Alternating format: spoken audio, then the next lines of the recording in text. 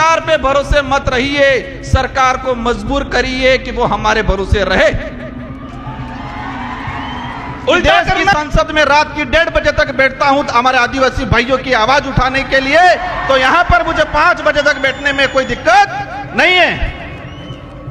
हर कानून आता है, जिस बजट सत्र में आता है उसी बजट सत्र में पास हो जाता है, लेकिन आदिवासियों के कानून 20-20 साल हो गए, 25-25 साल हो गए संसद में आने के बावजूद भी रुके हुए। देखिए देश के अंदर छोटी सी कुछ घटना हो जाती है, हाहाकार मच जाता है, मीडिया हो, सरकार हो, न्यायालय हो, कोर्ट हो, संज्ञान ले लेती है। लेकिन आज भारत देश के अंदर पिछले 1.5 साल में 300 से 400 आदिवासी नक्सलाइट के नाम से मारे गए, इस पे किसी ने संज्ञान क्यों नहीं लिया? हम कह रहे हैं एक तीर एक कमान, तो क्या छत्तीसगढ़, झारखंड, उड़ीसा वाले आदिवासी एक तीर एक कमान के अंदर नहीं आते हैं? सभी को जय जोहार। थकान तो नहीं हुई है? पक्का कोई नहीं थका है? बीच में से आवाज आ रही थी कि राजकुमार जी तुम संघर्ष करो, हम तुम्हारे साथ हैं। मैं मेरी बात शुरू करूं, मैं जिस दिन से पैदा हुआ हूं और समझदार हुआ हूं, उस दिन से खुद के लिए, परिवार के लिए और कॉलेज राजनीतिक में आने के बाद समाज के लिए संघर्ष करता आ रहा हूं।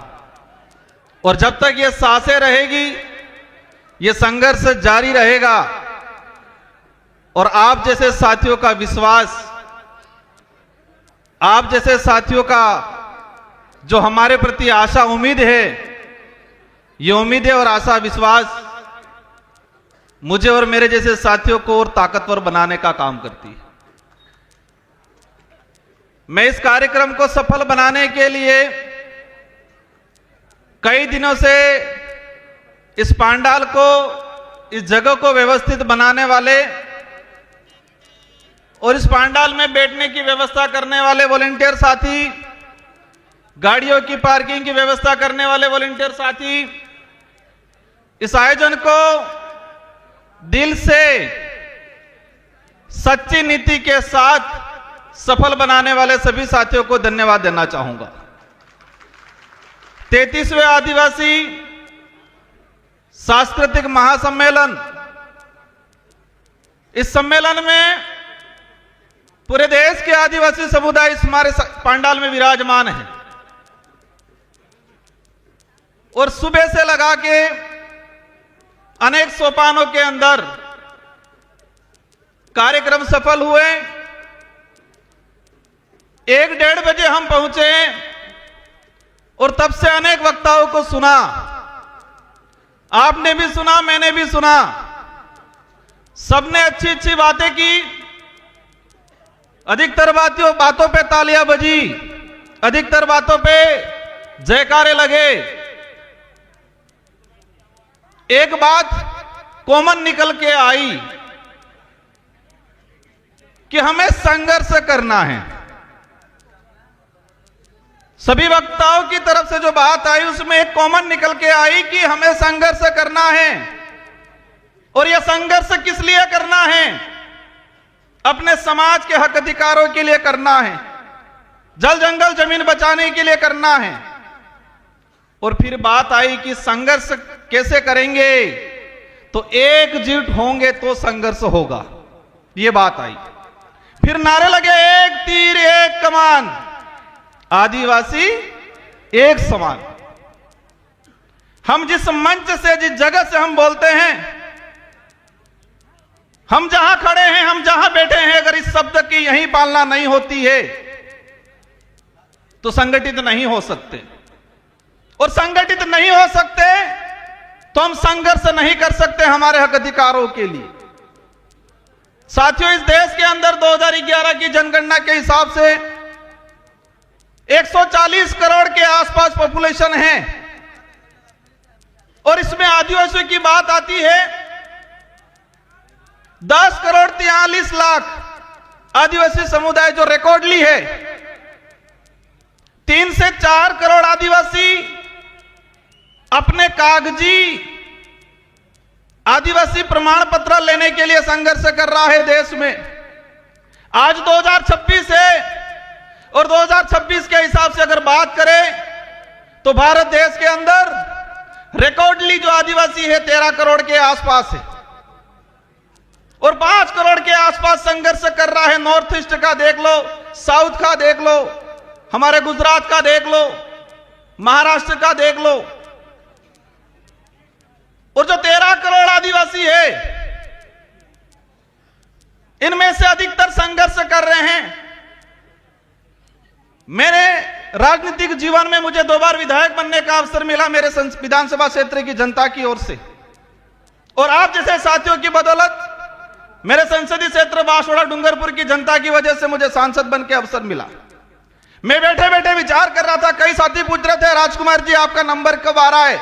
मैं मन ही मन हंस रहा था कि देश की संसद में रात की 1:30 बजे तक बैठता हूं हमारे आदिवासी भाइयों की आवाज उठाने के लिए, तो यहां पर मुझे 5 बजे तक बैठने में कोई दिक्कत नहीं है। जिस देश की संसद में भूखे प्यासे रात की 1:30 बजे तक बैठा हूं आदिवासियों की आवाज बनने के लिए, तो मुझे यहां पर रात की 6 बजे 7 बजे 8 बजे तक बैठने में कोई दिक्कत नहीं है। मन ही मन हंस रहा था। साथियों, संघर्ष करना है तो संघर्ष करना है तो पेशेंस रखना है हम सबको। मैं बात कर रहा था 13 करोड़ के आसपास आदिवासी है इस देश के अंदर रिकॉर्डली। पूर्व में पैसा कानून को लेके, 5वीं अनुसूची को लेके, फॉरेस्ट राइट एक्टों को लेके बात हुई, तो 13 करोड़ में से अधिकतर आदिवासी समुदाय संघर्ष कर रहा है। कोई आरक्षण के लिए कर रहा है, कोई अपना घर बचाने के लिए कर रहा है, कोई अपनी पहचान को जिंदा रखने के लिए कर रहा है, कोई जल जंगल जमीन के लिए कर रहा है। फॉरेस्ट राइट एक्ट की पूर्व वक्ताओं ने बात की, भारत देश के अंदर 25 लाख वन अधिकार अधिनियम के दावे प्रक्रियाधीन पेंडिंग पड़े हुए हैं। 25 लाख। एक परिवार में 5 सदस्य भी अगर मान लेते हैं तो 1,25,30 लाख के आसपास जनसंख्या हुई। मतलब यह हुआ पहला संघर्ष कि वन विभाग के अंदर रहने वाला भारत देश का आदिवासी 1,30 लाख के आसपास, जो सरकारी रिकॉर्ड है, मेरा रिकॉर्ड नहीं है, जो फॉरेस्ट राइट एक्ट के तहत दावे प्रक्रियाधीन चल रहे हैं, 1,30 लाख आदिवासी वन विभाग में बैठा हुआ संघर्ष कर रहा है और कागज में नहीं आया है, रिकॉर्ड में वो 1 करोड़ और होगा। देश के अंदर वन विभाग के बाद चारागाह बिलाना जमीन की बात आती है, और चारागाह बिलाना जमीन की बात आती है। मैंने जो पार्लियामेंटली जो रिकॉर्ड निकाला है उससे मुझे जानकारी मिली है कि 2.5 से 3 करोड़ आदिवासी चारागाह बिलाना जमीन पे बैठा हुआ है और आज संघर्ष कर रहा है कागजी अधिकार लेने के लिए। साथियों, एक बात की समझना पड़ेगा, हम अधिकार की बात कर रहे हैं। इस जमीन पे हमारा पुरखाई अधिकार है, हम कहते हैं इस देश के मूल मालिक हैं, लेकिन कागजी अधिकार के लिए संघर्ष कर रहे हैं। कौन सा अधिकार चाहिए? कागजी अधिकार। उस जमीन पे आजादी से पहले हमारे बाप दादा बैठे हैं, उन्होंने कुआं खोदा है, मकान बनाया है, लेकिन उसके पास कागज नहीं है। अब यह समझने पड़ेगा कागज कब जाएगा उस परिवार में, उस समाज में। जब एजुकेशन जाएगा, उस स्कूल जाएगी, पढ़ा लिखा होगा तो कागज जाएगा। जिस समाज में एजुकेशन ही नहीं गया, आज पहली पीढ़ी एजुकेशन प्राप्त कर रही है और उनसे कहा जाता है कि अधिकार हो तो कागज दो। ये कागजी अधिकार। हम प्रयास करेंगे, देश के अंदर अनेक शोध संस्थाएं हैं, इसरो है, बड़े बड़े सैटेलाइट लगे हुए हैं, तो उन सैटेलाइटों से पता क्यों नहीं लग रहा है कि आदिवासी कब से बैठा हुआ है उस धरती पे, उससे कागज क्यों मांगा जा रहा है? यह आदिवासियों को गुमराह करने का तरीका है, बिजी रखने का तरीका है। सैटेलाइटों से छोटी छोटी चीजें कवर हो रही है और उस पे भी मैंने जाने का काम किया, लेकिन ये सैटेलाइट और ये सरकार, हमारे पूर्व जनजाति आयोग के अध्यक्ष जी ने कहा कि 2005 से पहला बैठा हुआ हर आदिवासी को पट्टा मिलना चाहिए, लेकिन सरकार क्या कह रही है? सैटेलाइट से देखेंगे, जिसका मकान है उसको देंगे। और हमारा मकान क्या छत वाला रहता है कि झोपड़ी वाला रहता है? ये सैटेलाइट, ये सरकारें झोपड़ी वाला जो मकान है, हमारा केलूपोस मकान है, जो हमारा कुआं है, उसको मकान नहीं मान रही है। जो चार दीवारी बनी हुई है, जिसकी छत लगी हुई है, उसी को वो मकान मान रहे हैं। अगर इस स्थिति में हमारे अध्यक्ष जी अगर कह के जाते हैं, क्या हमें मिलेगा पट्टा? आज देश के अंदर जो स्थिति, इसके अलावा क्या बटे? इनसे ज्यादा तो लड़ रहे धर्मों में, पार्टियों में।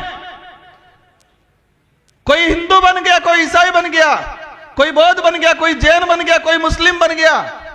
पूर्व वक्ता ने कहा था कि आपस में ही लड़ रहे हैं, और मेरा जहां तक आकलन है, अगर हम नहीं समझे तो यह लड़ाई और तेज होने वाली है। जिस तरह मणिपुर में हुआ, इसी तरह छत्तीसगढ़ में हो रहा है।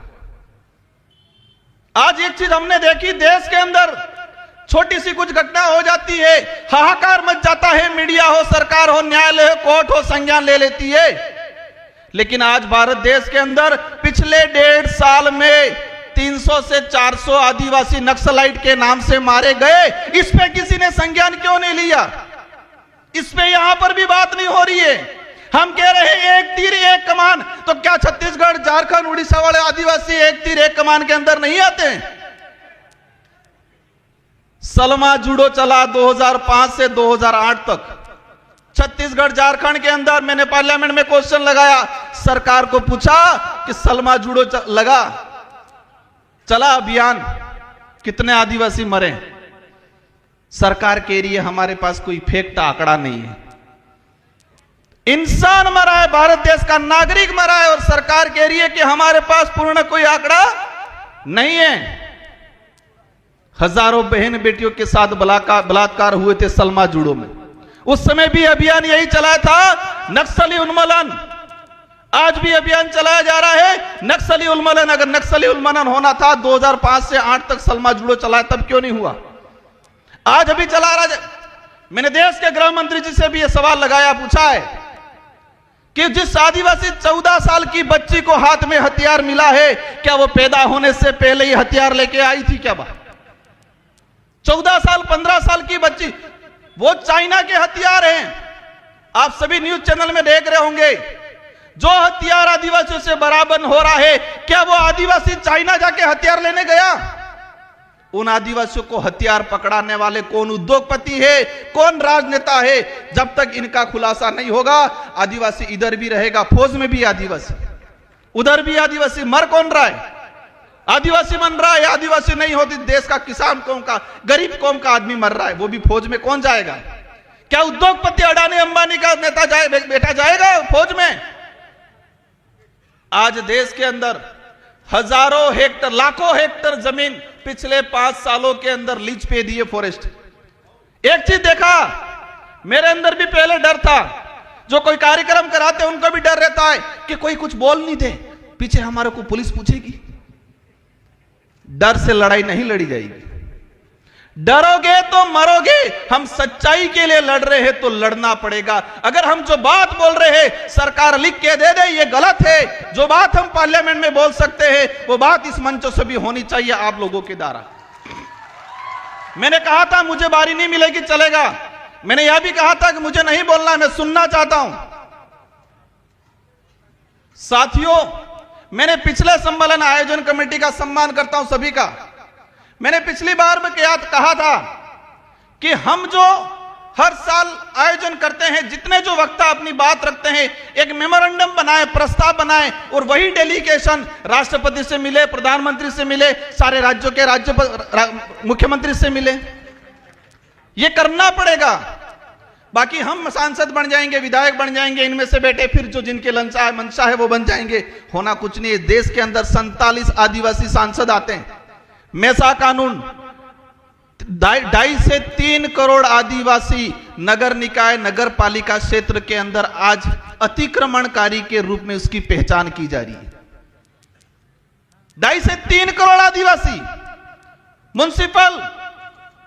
म्युनिसिपल एक्ट शेड्यूल्ड एरिया के अंदर स्पष्ट कहा गया है। और इसका मैंने पार्लियामेंट में 2001 से, साथियों एक बात जानना आज कि देश की संसद को भी देखा है, राजस्थान की विधानसभा को भी देखा है, लेकिन हर कानून आता है जिस बजट सत्र में आता है उसी बजट सत्र में पास हो जाता है, लेकिन आदिवासियों के कानून 20-20 साल हो गए, 25-25 साल हो गए संसद में आने के बावजूद भी रुके हुए। मेसा कानून 2000 में आया, 2003 में इसकी कमेटी की रिपोर्ट आ गई और आज तक पेंडिंग पड़ा हुआ है, क्योंकि वो आदिवासी के हित का था। मेसा कानून आता तो शहरीकरण के इलाके में जो आदिवासी रह रहा है उसको विशेष राइट मिलते, उसकी जमीन रिजर्व हो जाती। मैं समझता हूं समय काफी हो गया है। इस कार्यक्रम में हजारों किलोमीटर से दूर से आए लोग, कोई 300-400 किलोमीटर से दूर से आए, कोई अमीर परिवार वाला नहीं आए इस पंडाल में, सभी गरीब परिवार से आए हुए लोग हैं। क्योंकि अमीर तो आरक्षण ले लिया, नेता बन गया, अधिकारी बन गया, अपनी मस्ती में आधुनिक सुख सुविधाओं को संभोग करने में मस्त है। सारे ऐसे नहीं होंगे, 10% हैं हमारे बीच में अधिकारी कर्मचारी आए हुए, इनका सम्मान करता हूं मैं, लेकिन अधिकतर रिजर्वेशन का लाभ लेके हुए घर पे बैठे हुए। इस पंडाल में मजदूरी करने वाला भाई आया हुआ है। और यह बात भी समझना भाइयों, आजादी की लड़ाई देख लो, अंग्रेजों से लड़े हो, मुगलों से लड़े हो, राजा रजवाड़ों से लड़े हो, उनसे लड़ाई किसने लड़ी है? आदिवासी ने लड़ी है। और आदिवासी में भी किसने लड़ी है? जो गरीब था उसी ने लड़ी है भाइयों। बिरसा मुंडा को हम याद करते हैं, वो गरीब परिवार से थे। संविधान सभा में जयपाल सिंह मुंडा ने बात रखी थी। और एक बात सबको जानना पड़ेगा कि संविधान सभा में अगर जयपाल सिंह मुंडा नहीं होते, 1875 का जो अधिनियम है, जो हमारे प्रावधान थे, जो 1950 के संविधान के अंदर सम्मिलित नहीं होते, वो जयपाल सिंह मुंडा को आज हम भूलते जा रहे हैं। साथियों, बातें अनेक हैं, लेकिन मेरी 2 से 3 बातें आपसे अपील है। अधिकतर सरकार पे भरोसे मत रहिए, सरकार को मजबूर करिए कि वो हमारे भरोसे रहे। उल्टा करना है, हम सरकार के भरोसे नहीं, सरकार समय आने पर लोकतांत्रिक जो व्यवस्था है उस दौरान हमारे भरोसे बैठे, यह तय करना है। वो कैसे करना है आप समझ जाओ। और एक चीज देखी मैंने, 13 करोड़ के आसपास आदिवासी है, इसमें से 29 राज्य हैं, और 29 राज्य में सबसे ज्यादा आदिवासियों की संख्या किस राज्य में है? सबसे ज्यादा आदिवासी संगठन किस राज्य में है? सबसे ज्यादा आदिवासी ST reserve MLA seat, MP seat किस राज्य में है? सबसे ज्यादा अत्याचार, भेदभाव, एट्रोसिटी, जल जंगल जमीन से उजाड़ा किस राज्य में हो रहा है? मैंने कुछ नहीं बोला है, आधों ने बोला है, आधे चुप है, कंफ्यूज है। वो आप सवाल ढूंढते रहना। और सबसे ज्यादा आदिवासी संगठन किस राज्य में बने हुए हैं? इस देश में एक ट्रेड चल रहा है अभी, उस ट्रेड को भी समझना है। ट्रेड ये चल रहा है कि कोई सामाजिक घटना होती है, सामाजिक आंदोलन होता है, और वहां थोड़ा पढ़ा लिखा आदमी जाके तेज तर्रार भाषण दे देता है। अब भाषण दे देता है तो सबकी निगाहें उस व्यक्ति की तरफ होती है, तो वो लीडर बनता है। और जो लीडर बनता है तो मनुवादी सोच के बनी हुई पार्टियां उसका शिकार करती है। क्या करती है? शिकार करती है। पहले भावतोल करती है, और भावतोल में नहीं जमता है तो वो शिकार करती है। ये हो रहा है। मैं किस राज्य में, किस देश में, किस समाज में हो रहा नहीं, लेकिन यही ट्रेड चल रहा है कि कहीं सामाजिक एक्टिविटीज हुआ, कहीं एट्रोसिटी हुआ, कहीं जल जंगल जमीन की बात हुई, 50-100-500 लोग इकट्ठे हुए, 1-2 नेता जाएंगे, वह भाषण देंगे जोरदार, उनकी वैल्यू बढ़ेगी, और राष्ट्रीय पार्टियां बनी बनाई लीडर को खरीदने का काम करती है। अगर वो नहीं खरीदा जाएगा तो वो जेल की सलाखों के पीछे होगा। अब आपको तय करना है, ये बड़ी विडंबना है। कहोगे राजकुमार रोज तो कह रहा है ऐसा करना भी है, और फिर कह रहे कि ऐसा नहीं भी करना है।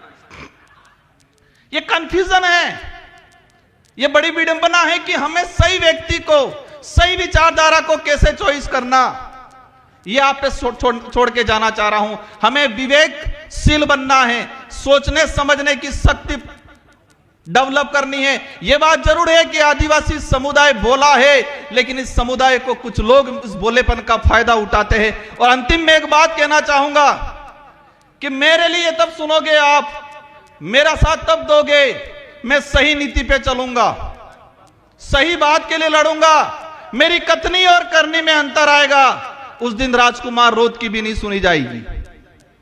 देश के अनेक संगठन हैं, आदिवासी एकता परिषद पे पूरे देश के आदिवासियों की निगाहें हैं। इस पंडाल में लाखों लोग हैं, लेकिन करोड़ों लोग यूट्यूब के माध्यम से घर बैठे हुए आदिवासी एकता परिषद के कार्यक्रम को आज देख रहे हैं।